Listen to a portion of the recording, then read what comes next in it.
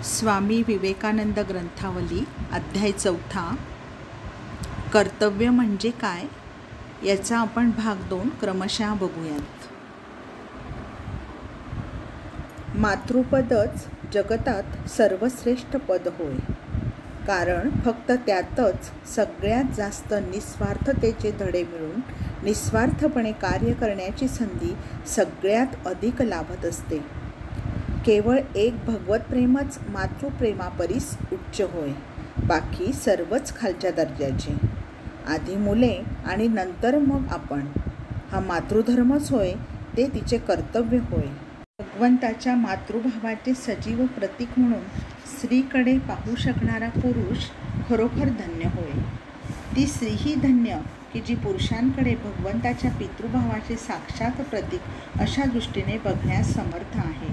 आणि धन्य ती मुले की जी आपल्या मातापित्रांना चालता बोलता परमेश्वर समजण्यास समर्थ होत. उन्नती लाभाचा एकमेव उपाय हाच की जोवर आपण त्या सर्वोच्च अवस्थेप्रत जाऊन पोहोचत नाही, तोवर हाती असलेल्या कर्तव्याचेच अनुष्ठान करून हळूहळू शक्ती संचय करीत क्रमशः उच्चतर अवस्था प्राप्त करीत जाणे. तसेच कोणत्याही कर्तव्याची घृणा करून चालणार नाही. मी आपल्याला फिरून एक वार सांगतो की जी व्यक्ती इतरांच्या मानाने हलके काम करते ती तेवढ्यानेच उच्चतर कर्म करणाऱ्यांपेक्षा हलक्या दर्जाची होऊन जात नाही. माणसाच्या कर्तव्याचा प्रकार पाहून त्याला जोखणे योग्य नाही. त्यासाठी ते कर्तव्य पार पाडण्याचा त्याचा प्रकार विचारात घ्यावा लागेल. त्याची ते कार्य करण्याची रीतच त्याच्या परीक्षेचा उपाय होय. कोणी एक तरुण संन्यासी एका अरण्यात जाऊन तिथे दीर्घकाल ध्यानधारण आणि योगाभ्यास करण्यात गढून गेला. एक पुरे तप कठोर साधनेत उलटून गेल्यानंतर एक दिवस तो एका वृक्षाखाली बसला. काही वाळलेली पाने त्याच्या डोक्यावर पडली. त्याने वर बघितले तो एक कावळा व एक बगळा झाडाच्या शेंड्यावर बसून आपसात भांडत असल्याचे त्याच्या दृष्टीस पडले. तेवढ्यानेच योगी राजाचे पित्त खवळले आणि तो गरजला, काय, माझ्या डोक्यावरती वाळली पाने पाडण्याचा तुम्हाला हिय्या झालाय? इतके बोलून रागाने लाल होऊन त्याने त्यांच्याकडे दृष्टी फेकली. मात्र तो काय, लगेच त्याच्या मस्तकातून योगाग्नी बाहेर पडून त्याने त्या पक्ष्यांना क्षणार्धात जाळून भस्म करून टाकले. त्याच्या योगाची ही अशी शक्ती होती. त्याला मोठा आनंद झाला. आपल्यात शक्तीचा असला विकास झालेला पाहून त्याचा आनंद अगदी पोटात मावेनासा झाला. तो स्वतःशीच विचार करू लागला, वाह, नुसत्या एका दृष्टिक्षेपाने मी या दोघांना भस्मसात करू शकलो. असो. या घटनेनंतर काही दिवसांनी त्याला एकदा भिक्षेसाठी वस्तीत जावे लागले. तो जाऊन एका दारासमोर उभा राहिला आणि म्हणाला, माई, साधूला भिक्षा घाल. त्यावर आतून एक आवाज आला, वत्सा, अमळ थांब. योगीराज मनाशी म्हणू लागले, आहा ग पापिष्टे, एवढं तुझं साहस? तू प्रत्यक्ष मला वाट पाहण्यास सांगितलेस काय? अजून तुला माझी शक्ती माहीत नाही म्हणूनच. तो आपल्याशी असं म्हणत आहे एवढ्यात आतून परत तोच आवाज आला, बाळ, स्वतःला एवढा मोठा समजू नकोस. इथे काही कावळा नाही की बगळाही नाही. ऐकून योगीराज थक्कच झाले, पण वाट पाहण्याखेरीज आता त्याला करता येण्याजोगे काहीच नव्हते. बऱ्याच वेळानंतर शेवटी एक स्त्री बाहेर आली. योगी तिच्या पाया पडून तिला म्हणाला, माई, तुम्हाला ते कसे कळले? तिने उत्तर दिले, बाबा, मला तुमचा योग बी काहीच माहीत नाही. मी आपली एकचित्त साधारण स्त्री आहे.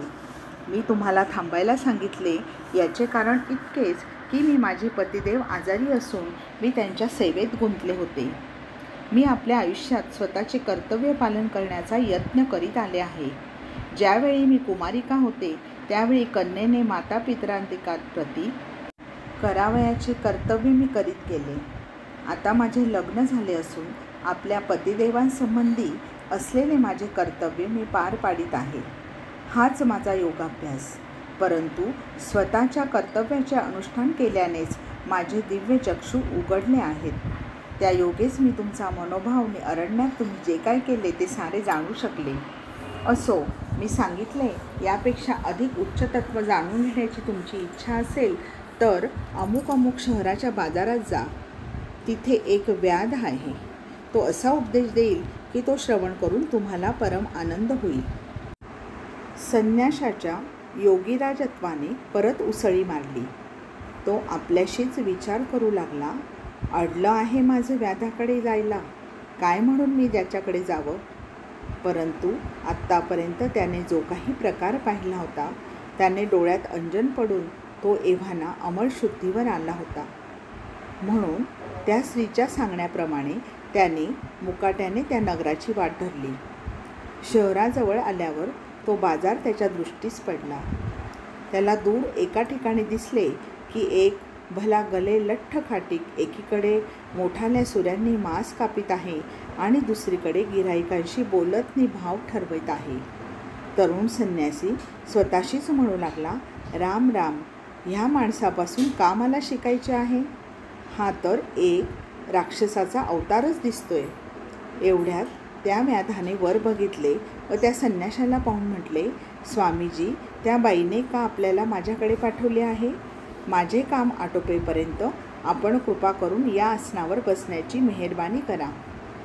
संन्यासी विचार करू लागला, इथे माझे काय होणार आहे कुणास ठाऊक. असो, गत्यंतरच नसल्यामुळे तेथील एक आसन घेऊन तो त्यावर बसला. इकडे व्याध आपल्या कामात गर्क होऊन गेला. सर्व माल संपवून जमलेले सारे पैसे गोळा करून त्याने दुकान बंद केले आणि त्या संन्याशास म्हटले, चलावे महाराज, आपण माझ्या घरी पायधूळ झाडावी. त्यावर ते दोघे जण त्या व्याधाच्या घरी जाऊन पोचले. घरात जाऊन व्याधाने त्या संन्याशाला एक आसन दिले आणि म्हटले, महाराज, आपण इथे अमळ वाट पहा, मी हा आलोच. एवढे बोलून तो आत गेला. तिथे त्याचे आईबाप होते. त्यांचे त्याने हातपाय धुवून दिले, त्यांना जेवू घातले आणि त्यांना आनंदित व प्रफुल्लित करण्यासाठी आपल्याकडून होईल ते सर्व काही केले. हे सर्व आटोपल्यानंतर मग तो बाहेर आला आणि त्या संन्याशाजवळ जाऊन जवळच एका आसनावर बसून त्याला म्हणाला, महाराज, आपण माझ्या भेटीसाठी माझ्याकडे आला आहात तर आज्ञा करा, मी आपल्याकरता काय करू. त्यावर त्या संन्याशाने त्याला आत्मा परमात्मा प्रभृती संबंधी काही प्रश्न केले. त्यांच्या उत्तरार्थ व्याधाने दिलेला उपदेशच महाभारतांतर्गत व्याधगीता नावाने प्रसिद्ध आहे. ही व्याधगीता म्हणजे वेदांत दर्शनाची परमोच्च अभिव्यक्ती होय. आपण सर्वांनी भगवद्गीतेचे नाव ऐकले असेलच. तो श्रीकृष्णांचा उपदेश आहे. भगवद्गीता वाचून झाल्यानंतर सर्वांनी ही व्याधगीता वाचणे उचित आहे. ती वेदांत दर्शनाची परिसीमाच होय. व्याधाचे उपदेश देणे संपल्यावर तो संन्यासी पराकाष्ठेचा आश्चर्यचकित होऊन त्याला म्हणाला, आपण ह्या शरीरात का बरे आहात. आपले ज्ञान बघावे तर ते असले उच्च आणि तरीसुद्धा आपण ह्या व्याधदेहाचा अवलंब करून हे असले हीन कर्म का बरे आचरित आहात. त्यावर व्याधाने उत्तर दिले, वत्सा, कोणतेच कर्म कुत्सित नाही, कोणतेच कर्म अपवित्र नाही. मी ह्या अवस्थेत आणि ह्या परिस्थितीत जन्माला आलो म्हणून हे माझे जन्मगत कार्य आहे, माझे प्रारब्धलब्ध कार्य आहे. मी लहानपणी हा व्यवसाय शिकलो. अनासक्त भावाने मी आपले कर्तव्य उत्तम रीतीने करण्याचा प्रयत्न करीत असतो. मी गृहस्थ धर्म पालन करण्याचा आणि मातापित्यांना यथाशक्ती सुखी करण्याचा यत्न करीत असतो. मला तुमचा योगही माहीत नाही की मी संन्यासीही झालो नाही. संसाराचा त्याग करून मी कधी वनातही गेलो नाही. आपल्या अवस्थेतील कर्तव्य अनासक्तपणे आचरल्यानेच माझ्या ठायी हे ज्ञान उत्पन्न झाले आहे. भारतात एक साधू एक खूप उच्च कोटीचे योगी आहेत. मी आपल्या आयुष्यात ज्या काही अत्यंत अद्भुत व्यक्ती पाहिल्यात त्यापैकी ते एक होत. ते एक अगदी लोकोत्तर पुरुष आहेत. ते कधीच कोणालाही उपदेश देत नाहीत. कुणी प्रश्न केला तरी ते उत्तर देत नाहीत. आचार्याचे पद ग्रहण करण्यात त्यांना कमालीचा संकोच वाटतो. ते कधीच आचार्यपद ग्रहण करीत नाहीत. तुम्ही त्यांना एखादा प्रश्न विचारून काही दिवस वाट पहा. संभाषणाच्या ओघात ते आपण होऊनच तो विषय काढून त्यावर आश्चर्यजनक प्रकाश पाडतील. त्यांनी मला एकदा कर्माच्या रहस्यासंबंधी असे सांगितले होते की जनसाधन तनसिद्धी, जे साधन तीच सिद्धी, अर्थात साधनेच्याच अंतिम वा चरम अवस्थेचेच नाव सिद्धी होय.